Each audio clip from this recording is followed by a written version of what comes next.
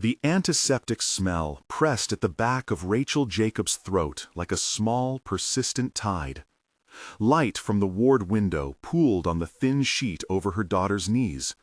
The sheet had been smoothed and re-smoothed a dozen times that week, never quite hiding the faint scatter of pencil marks where Lily had practiced tracing small airplanes. A stuffed monkey, its once bright fur rubbed soft by countless nights, lay against Lily's chest. The monkey's embroidered eyes were half threadbare, but Lily treated it as if it were a compass. She turned it toward the window whenever she wanted to imagine the sky. If you can, stay with this story to the end. Subscribe and hit the bell so you won't miss how one small wish grew beyond a hospital room. If it moves you, please share it. There are ways to help children like Lily that we'll point to at the end. Lily had a dozen wishes cataloged in a child's careful hand on a page taped to her bedroom wall. A trip to see the ocean, a pony that would let her braid its mane, a choir of schoolchildren to sing her favorite songs. At the top, in letters that sometimes wavered with the tremor of her small hand, was the largest wish of all: meet Justin Bieber. It was simple and exact, like a prayer she'd shaped herself. Justin Bieber, in Lily's mind, was a bright, smiling figure who sang the kinds of songs that made her forget the ache in her bones and the hollow ache of the clinic corridors. Rachel would watch her sometimes, listen to the steady rhythm of the monitor and the impossible little lyrics as Lily hummed them under her breath, and wonder whether a world that could put a pop star on a stage could not, somehow, bring that star to a sick girl's bedside. "You know," Lily said one afternoon, the IV line catching at her sleeve, "if I met him, maybe he'd take my monkey on stage and they'd do a dance, and then—" She laughed, a breathy, hopeful sound that folded into the hum of the ventilator. "Then he'd let us fly." Rachel squeezed the monkey into her hands and remembered how, years earlier, Lily had chosen it at a church bazaar for a quarter, and declared it hers because the tag said "Lucky." The tag had long since vanished. Rachel wondered whether to explain the limits of the possible to an 8-year-old. Instead, she adjusted the pillow and said what always came out when the world felt too small: "We'll try, baby. We'll try everything." The post that lit the first tiny fuse was one of those short, earnest videos that felt private and public at once. A volunteer at the Ronald McDonald House had filmed Lily sitting up, hair falling in a brown curtain over her forehead, the monkey tucked under her arm, while she explained, with the solemnity of an invitation, that her last wish was to meet Justin Bieber. The caption was a single clean line: "Lily wants to fly. Can we help?" It traveled, because those videos did, shared first among small networks of families and veterans groups, then picked up by a retired Marine named Ray Dawson, who kept a careful eye on causes that asked only for a human response. Ray's world had been regimented and practical. He had a talent for seeing the hinge between a single act and a larger movement. He watched Lily's clip once and felt a familiar tug at the collar of his chest, the one that had made him volunteer for odd, improbable tasks in the past. He printed the image of the monkey and taped it to his fridge. He called a friend who still knew people at the airfield. "You don't get it?" his friend said, listening. "They want to meet a pop star. That's a long shot." "Not for a long shot," Ray said, "for a moment." The moment arrived in the shape of telephone calls and half-formed exercises in disbelief. Ray's call reached an aide who passed it to another aide. The clip landed, improbably, on a desk that handled requests of a certain kind, humanitarian, sometimes unorthodox. Someone read the caption and looked at the small, determined face inside the frame, and, for reasons that had nothing to do with polling or press, sent the clip along with a short note: "Can someone see her?" When the request reached him, the former president read it himself. He watched Lily's video in the quiet of a private office, the bright hum of the TV somewhere beyond the hallway. He had met grief before, seen it in families at hospitals, at veterans' funerals, in letters from strangers who wanted a small kindness. The video left a rawness that did not require a speech to explain. He had men and women around him who had turned good intent into logistics before. He knew that whatever he did would travel. He also knew that sometimes the simplest thing, a private visit, a promise kept, could not be measured by headlines. His schedule, his aides warned, was a lattice of obligations. Yet there were things outside the lattice, the unplanned acts that made a private life public but honoring. Within 48 hours, a small team had arranged a discreet visit. Secret Service would coordinate, the hospital would make allowances. Ray would be at the airfield, a retired Marine who still had the quiet authority of someone who knew how to move people without fanfare. Commander Lane, a pilot who flew antique planes for charity flights and wore a golden eagle pin on his jacket, offered a 15-minute flight in a small red plane, just enough minutes to tilt the world. When the day came, the hospital room smelled of lemons and antiseptic, and Lily's monkey was propped against a pillowcase arm like a sentry. Rachel had brushed her hair until it lay flat against her daughter's head. She had washed her hands until they were red. She had rehearsed questions and refusals and ways to say yes that did not promise more than the world could give. A doctor had come and gone to check vitals and eyes, to set boundaries. The staff moved with the efficiency of people who had seen things break and had learned how to hold the pieces together. The knock on the door was soft.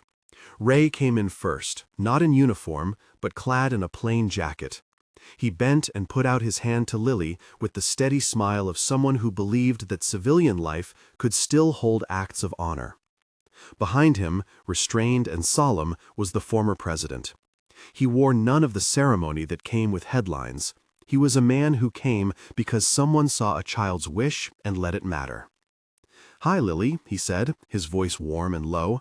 "I heard you've been practicing flights." Lily's eyes widened. For a suspended moment, the hospital forgot its oxygen and machines. The monitor's beeps softened into the background of an ordinary miracle. Lily held up her monkey as if offering proof of identity. The monkey, with its soft ears and tiny stitched smile, was held like a talisman. "Do you want to fly?" the former president asked, not rhetorically. Lily's small hand tightened around the monkey.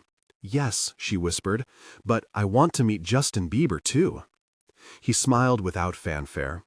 "We'll see what we can do about the flying." Conversations in hospital rooms travel in private grammar. Small jokes, promises without timetables, whispered arrangements that become public only in memory. The aide responsible for logistics moved like a shadow, notepad in hand, translating hope into steps. Commander Lane, reached through Ray's network, had secured a red plane, a small, gleaming aircraft with a polished nose and a cockpit that smelled faintly of oil and leather.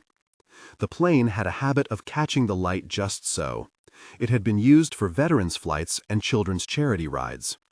The idea was modest and precise. A 15-minute loop over the town. Enough time for Lily to feel the sky under her ribs, to let the monkey see the clouds. The visit that should have been quiet turned in a slight and accidental way into something else.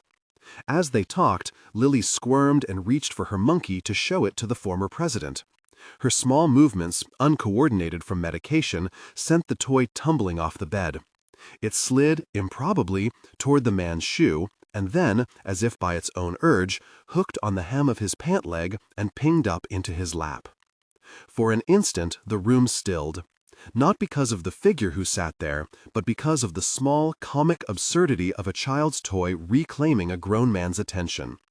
The former president looked down and, without ceremony, cupped the monkey in his hands. "Well," he said, with the sort of light that had no policy and no office attached, "this is an important monkey." Ray laughed, quiet, quick, and for the rest of the visit, the monkey sat between them as if it had been appointed ambassador. People later would try to give meaning to the moment, to call it symbol or portent, but in the room it was simply a thing that made two strangers and a child exchange smiles. Before he left, the former president bent, and in a voice meant only for Lily and her mother, he promised a flight. He did not promise a meeting with Justin Bieber. He promised time aloft and the dignity of making good on a wish. "We'll take you up," he said. "We'll give you the sky." That afternoon, the hospital corridors hummed with a new momentum. A motorcade, small and careful, threaded through quiet streets with an urgency that did not shout. The Secret Service moved like a low tide, precise and kind. Journalists picked up a single note, an ex-president meeting a small girl whose last wish was to meet a pop star, and the story expanded to fit a hunger for human things. But it was the red plane, more than headlines, that became a magnet. Commander Lane's craft had been polished until it shone like a toy in a child's palm. It waited at a small municipal airfield where volunteers, teachers, veterans, a woman from the clinic who had learned to fly in her youth, stood like a congregation. Lily sat in the cockpit on a cushion, the monkey strapped ceremonially across her lap. The plane's controls were a language of levers and hums that she learned in small, fascinated bursts. When the plane rolled forward and the engine's sound shifted from a deep idle to a bright, thrilling torque, Lily's face rearranged itself into something else, an opening. The ground fell away, neighborhood roofs turned into a patchwork of small squares, the river like a ribbon of light. The world, briefly, was a map drawn for her alone. For 15 minutes she flew. The air tasted of willow and diesel. The plane vibrated the way a throat does when someone sings.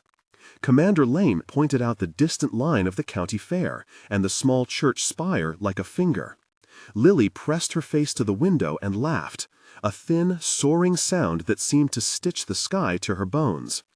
Rachel watched from below, hands clasped until her knuckles paled, and felt a relief that was almost unbearable for its sweetness. The monkey, fur ruffled by the wind, seemed to applaud with every little bump of the wings. When they landed, the clambering out was small and ceremonious. Volunteers cheered softly.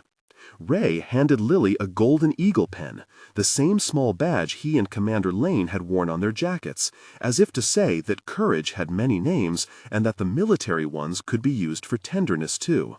The small token fit in Lily's palm like a promise she could carry. News of the flight moved faster than the mechanics of it. Short headlines, a photograph of Lily with the monkey and the pin, a clip of her laughing in the cockpit. A half-dozen philanthropists reached out. One small charity offered to fund travel for children with similar wishes. A congresswoman, touched by letters that had started appearing in her office, asked about a program that could make hospital wishes a more consistent reality. A gala was suggested by volunteers who had never seen such momentum and did not know how to stop being kind. And then the impossible tenderness of public attention visited Rachel differently. She had not intended this. She had, in private, wanted only to grant a wish, to let her little girl hold a sky in her chest. Suddenly there were calls and offers and reporters, and, woven into the rush, a message from Justin Bieber's team. He had seen the clip. He could not come, the message said. Tours and obligations made it impossible, but he wanted Lily to know he'd sung for her in a short video and had sent an autographed hat. The recording played like balm, quiet, sincere. Lily watched it, the corners of her mouth lifting in a familiar way, and then tucked the hat beside the monkey. Public response collected like rainfall. Donations arrived in small, humble amounts and in larger checks from people who preferred to remain anonymous. A small fund began to form, initially informal, then organized, promising to make short, manageable flights and bedside visits possible for children whose wishes could be met with kindness and coordination. They called it, in whispered argument and then with unanimous warmth, Lily's Wings. Not everyone agreed on the shape the movement should take.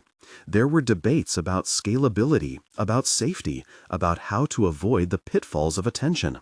Rachel listened to each argument with an exhausted steadiness.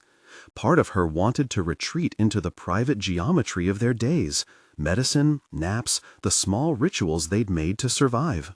Part of her felt a new responsibility settle over her like a coat. Lily's wish had been small and bright.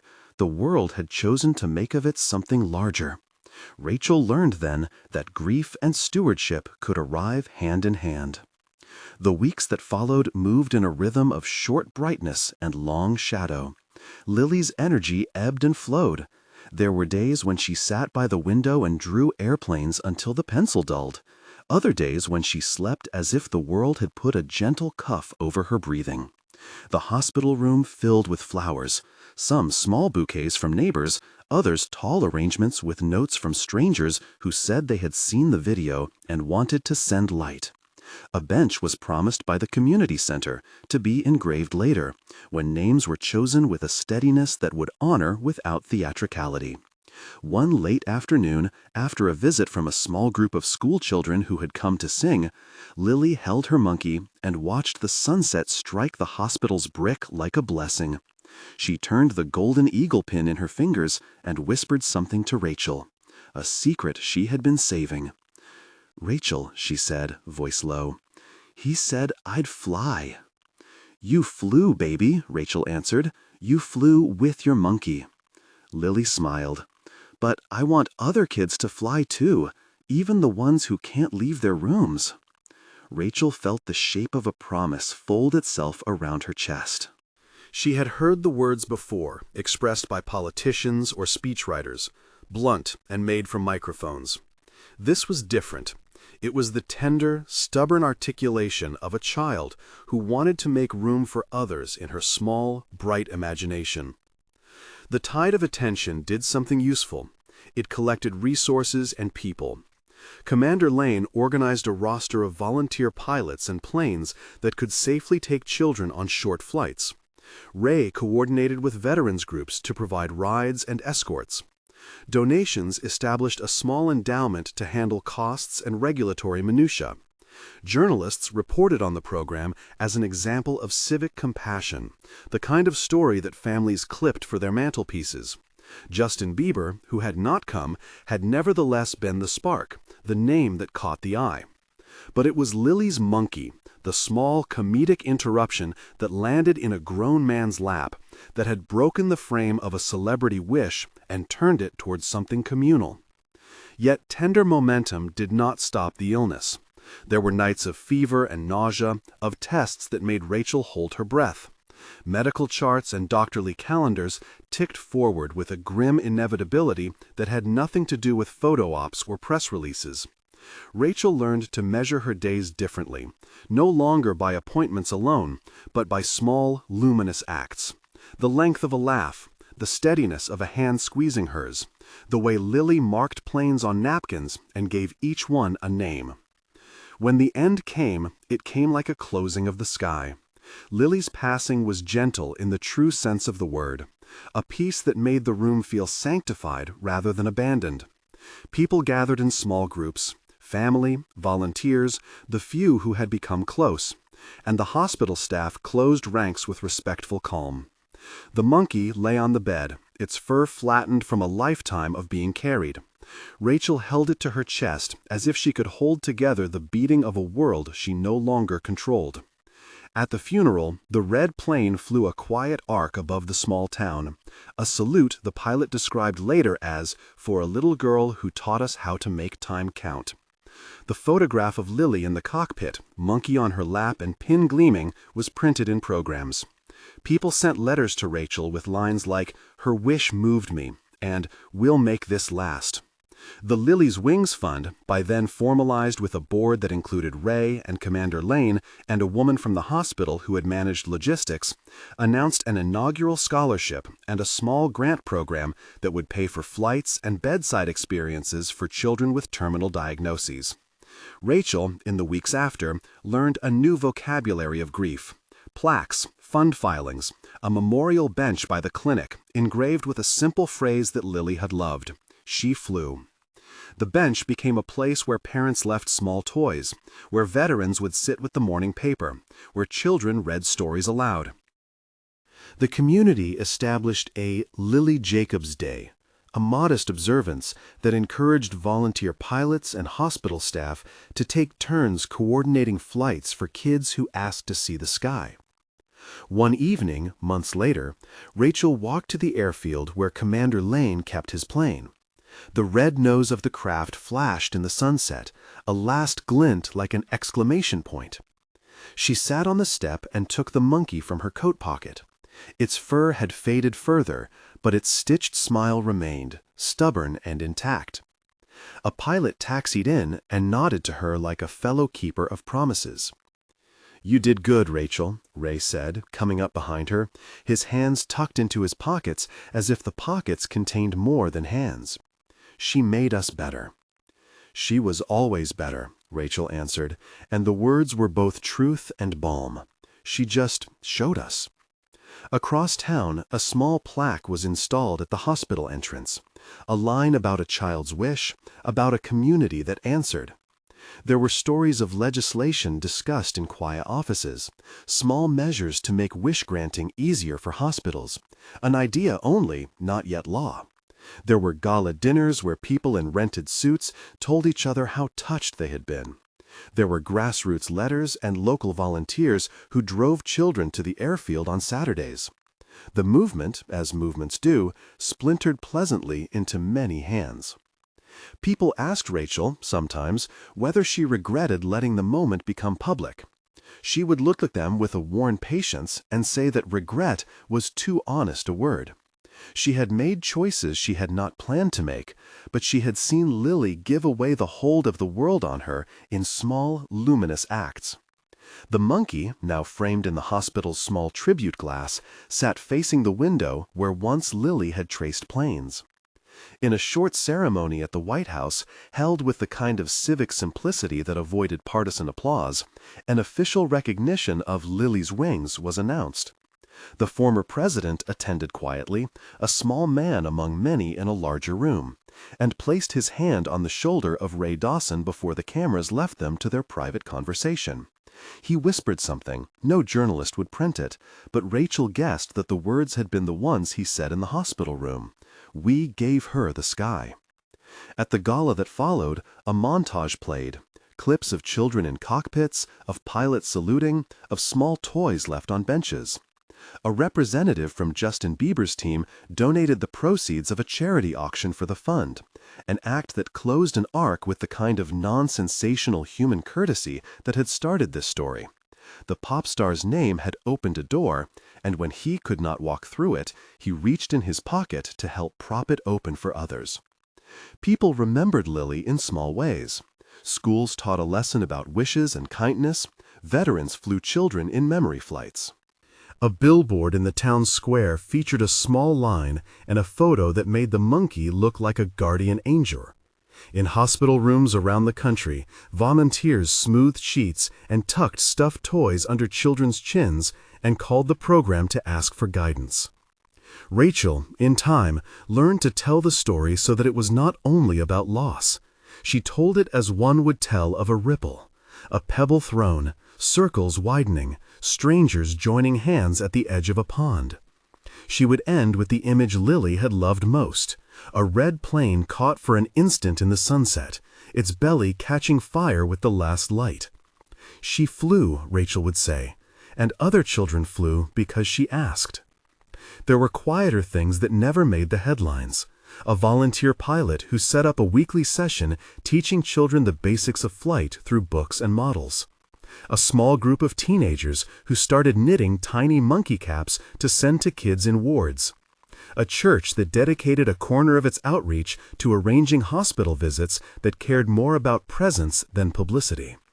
The movement's shape changed as it touched different hands. Some days Rachel received letters that spoke of low-level bureaucratic fights. Other days there were notes from parents who had watched their child's eyes widen at the sight of a plane and felt, for an hour, that the weight had lifted. And yet the story always came back to a small, comic moment. A stuffed monkey sliding from a bed, catching in the lap of a man who could have been only a stranger, and becoming, in that tiny collision, a center. People wrote op-eds arguing about what made civic compassion real. Others volunteered and cleaned hangars. But at memorials, mothers would always find the bench and set a toy on it, because small objects began to hold the memory better than speeches. On the first anniversary of Lily's passing, the town organized a quiet commemorative flight. Commander Lane piloted the red plane again. Ray stood beside him, and Rachel sat on the grass, the monkey in her lap, watching the plane cut its slow circle above. The sound came down like a benediction. Children waved. Volunteers handed out small pins with golden eagles. The sky, for that day, belonged to them. As the sun slid into the horizon, coloring the plane's fuselage the same red as the day's first light, Rachel pressed the monkey to her chest and felt, beneath the ache, a slow, firm contentment. A child's wish to meet a pop star had bent into something larger, not because fame had arrived, but because people chose to answer a small call. The monkey's accidental act had been neither miraculous nor planned. It had been simply honest, silly, and human. It had changed everything by opening a narrow place where strangers could step in and become friends. There were more stories to tell, about the legislation that might come, about how the fund would be managed, about children who would, in years to come, remember a day when they touched the sky. But for now, the red plane had dipped once and landed, and the monkey sat on Rachel's lap as dusk settled. The town's bench glowed in the twilight, and on it were the first small offerings, a hat, a toy, a folded note. Rachel looked at the monkey and then at the sky and whispered, as she had whispered on the day Lily had said she wanted to fly, "We tried, baby. We tried everything." Across the square, someone played a quiet song on a guitar, the chords familiar and humble, and people listened as if the music could, for a moment, stitch absence into something like presence. The movement that had taken root around Lily's wish kept its promise to be practical, but it also preserved, tenderly, the small, private thing that had started it, a child's belief that the sky was for everyone.